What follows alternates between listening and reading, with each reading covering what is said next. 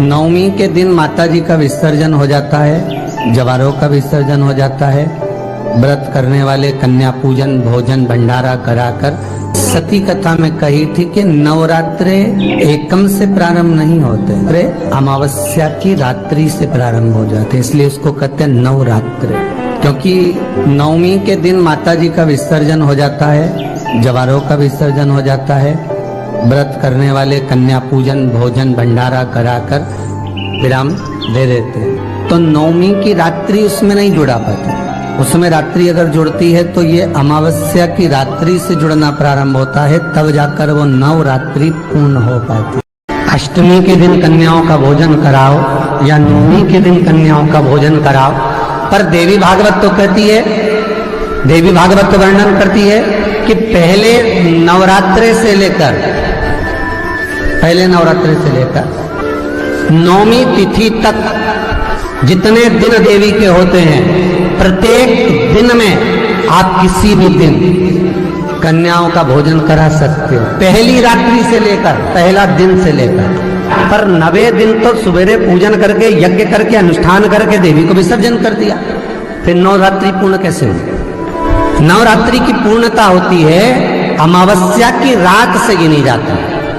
कौन से दिन से गिनते हैं? अमावस्या की रात्रि, फिर एकम की रात्रि, फिर दूज की रात्रि, ऐसे गिनते गिनते अष्टमी की रात्रि तक और नौमी के दिन सुबह तक या दोपहर तक या शाम तक, जब तक आप यज्ञ ना करें तब तक ये 9 रात्रियां पूर्ण गिनी जाती है महाराज देवी भागवत के हिसाब से पूर्णता।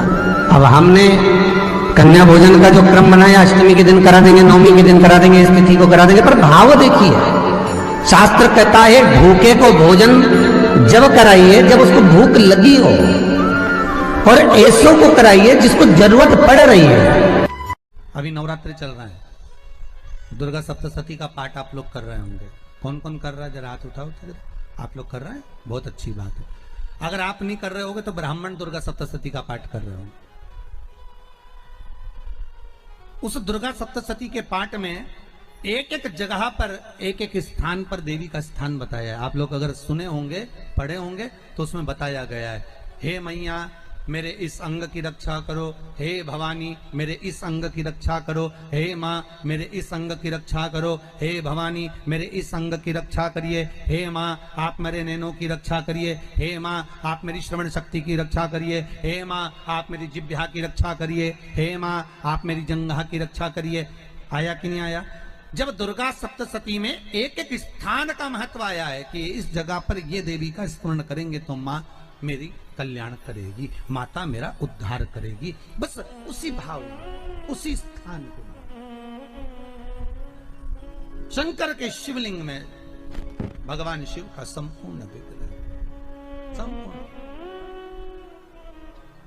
और जब शंकर का संपूर्ण विग्रह है तो हम बाबा से अनुमोदन क्यों ना करें? अभी दुर्गापुर के पहले फुसरो में कथा थी, फुसरो झारखंड में। तो एक बात हमने कही थी फुसरो की कथा में कि जिस व्यक्ति को शरीर में बहुत कष्ट रहता हो, बहुत ज्यादा कष्ट अगर शरीर में रह रहा हो, तो मक्खन थोड़ा सा गाय के दूध का माखन निकालकर शंकर के शिवलिंग पर जो व्यक्ति बीमार रहता है उस व्यक्ति का स्पर्श कर। अभी तो खैर कोरोना महामारी चल रही है तो मंदिर भी सारे बंद हैं, पर प्रयास करा करो उस मक्खन का लेपन। जब ये कोरोना महामारी समाप्त हो जाए तब माखन का लेपन शंकर के शिवलिंग पर करना प्रारंभ करो, श्री बिजलेश्वर महादेव का नाम लेकर। कौन से महादेव का नाम लेना है? श्री बिजलेश्वर महादेव।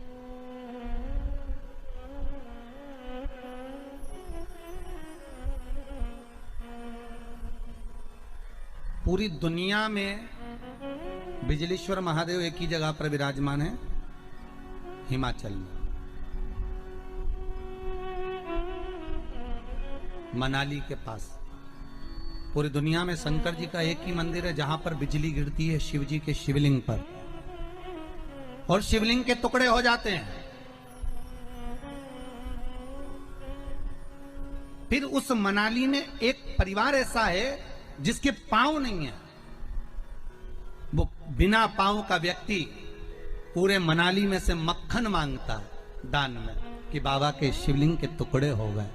फिर वो चढ़ता चढ़ता ऊपर जाता है, धीरे धीरे घसीटता चलता हुआ जाकर बिजली महादेव का एक एक पत्थर उठा उठाकर, शंकर जी का शिलाखंड उठा उठाकर उसको मक्खन से जोड़ता जाता है, मक्खन से जोड़ता है।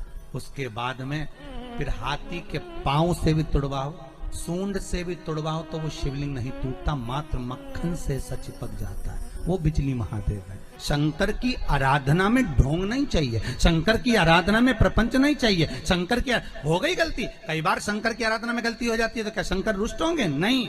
शंकर अगर देख लेंगे कि 50 दिन अच्छा काम करा है इसने, एक दिन गलती भी कर दी तो बाबा स्वीकार कर लेगा। पर बाबा से बस मन आपका पवित्र होना चाहिए, इच्छा आपकी पवित्र होना चाहिए, आपके भीतर अहंकार, काम, लोभ, विषय, वासना, आसक्ति, तृष्णा, अहंकार नहीं होना चाहिए। भगवान उसको स्वीकार कर लेगा।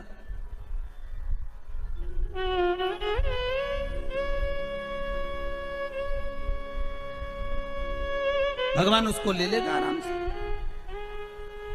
दिखावा ना करिए भगवान के सामने। मेरे शंभू को आप दुनिया के मंदिर में दिखावा करो चल जाएगा, पर शंकर को नहीं चाहिए। शंकर कहते मेरे मंदिर में आओ, एक लोटा पानी चढ़ाओ, बम बम बोलो, अपने घर जाओ। फालतू बैठने की जरूरत नहीं है, फालतू मेरा टाइम बर्बाद करना मत।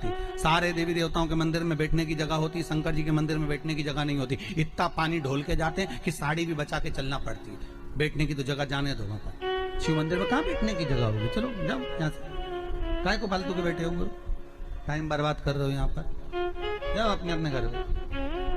पार्वती जी कई बार शंकर जी से पूछती हैं, तुम आंख बंद करके बैठे रहते हो, दुनिया के लोग तुम्हारा दर्शन करने आते हैं, कम से कम देख तो लिया करो कौन आया। शंकर भगवान बोले फालतू की बात मत कर, मेरे को सब मालूम है, ये सब मांगने के लिए आते हैं, इसलिए आंख बंद करके बैठा रहता हूँ।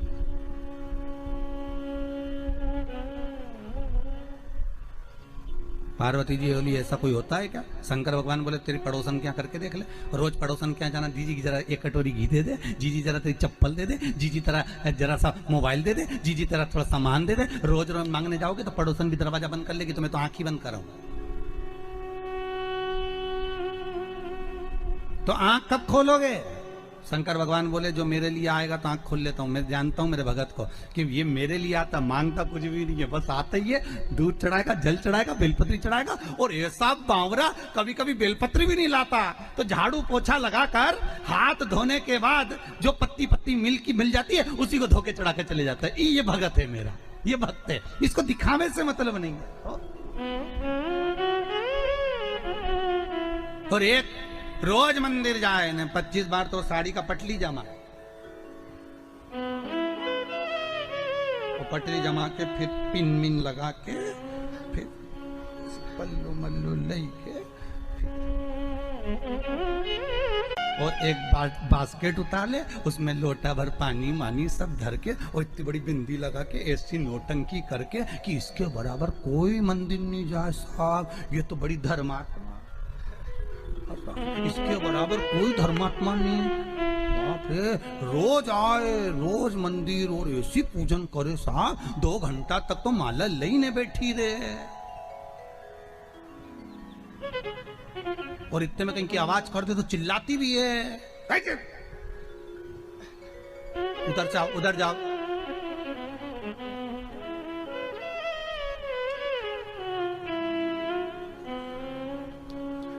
तो वो चिल्लाती भी है। तो अब बताओ वो चिल्लाने में लगी कि माला में लगी? अरे बोलो तो सही, चिल्लाने।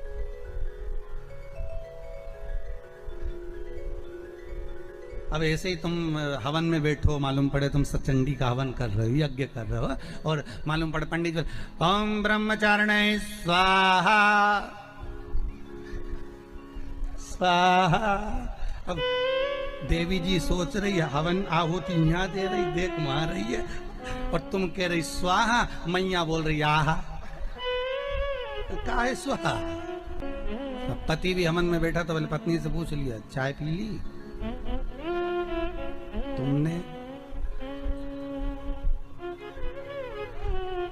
वो पूरा साज सजा के हो, हमारे पाँव से ऐसा बैठे तो यहाँ तकिया फंसा है और सामान रखो कर स्वाहा स्वाहा।